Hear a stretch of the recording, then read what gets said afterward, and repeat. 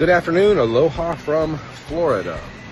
So, when you think about the blue ball belief system and you look at the alleged authorities, many of them could be referred to as high priests of the Church of Scientism.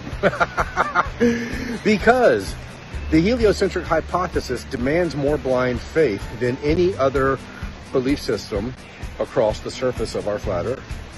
In fact, you could say that many of these high priests of the Church of Scientism are well versed in pseudoscience. Another way to say that is that they have retained or committed to memory. They have memorized much of the government scriptures from the second grade solar system.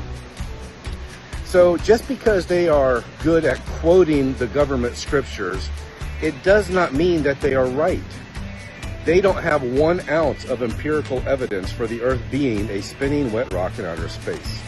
And we have proven the alleged radius of their blue ball belief system false thousands of times with real world experiments, observable, measurable, and repeatable. So regardless of how confident they want to sound, which most of the time they just come across being very condescending, the alleged authorities, the high priests of the Church of Scientism, are just quoting the government scriptures, and we have proven that those are false. The Earth is flat, and that's a fact. The sky rotates over us, the sun, moon, planets, and stars in perfect clockwork cycles, and that's a fact. The heliocentric hypothesis is nothing more than a belief system that demands blind faith. Go check out The Mechanical Realm, a documentary by Vika Drazev. I am in that documentary. It's about the Antikythera mechanism.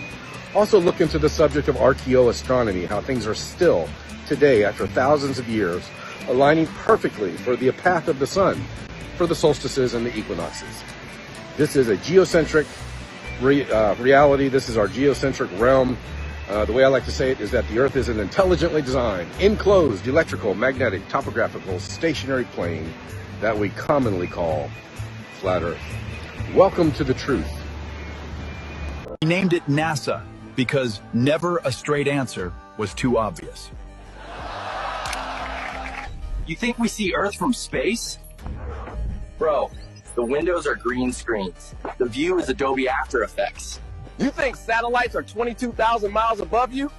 We launch them with weather balloons, bro, and hope for the best. You believed in gravity, but not your own senses. That's not science. That's obedience. We lost the technology to go back to the moon, but somehow kept the CGI department.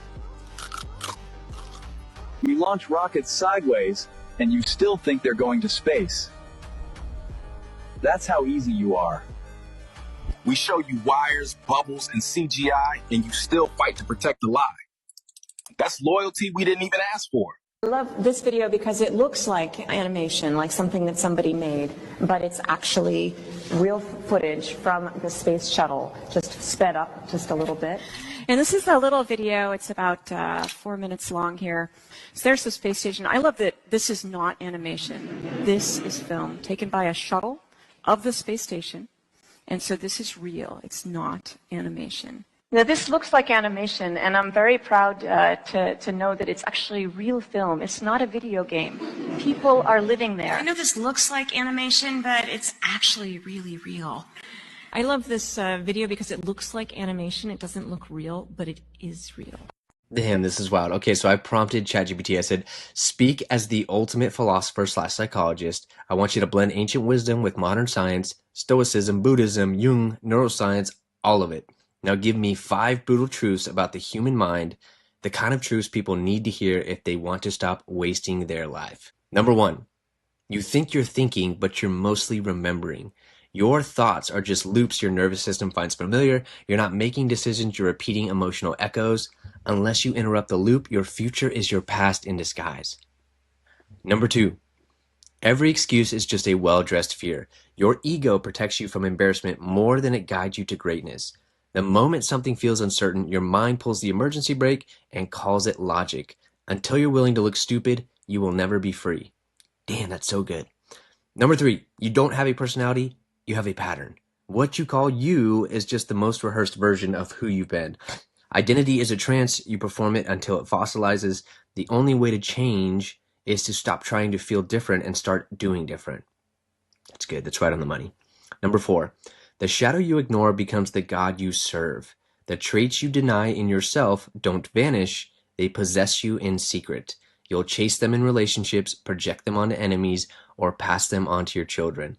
What you refuse to own, you will be owned by. Number 5, you're not judged after this life, you're revealed.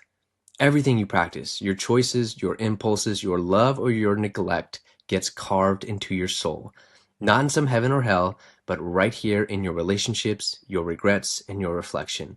You don't get away with anything, you become it. Damn, mic drop by ChatGPT.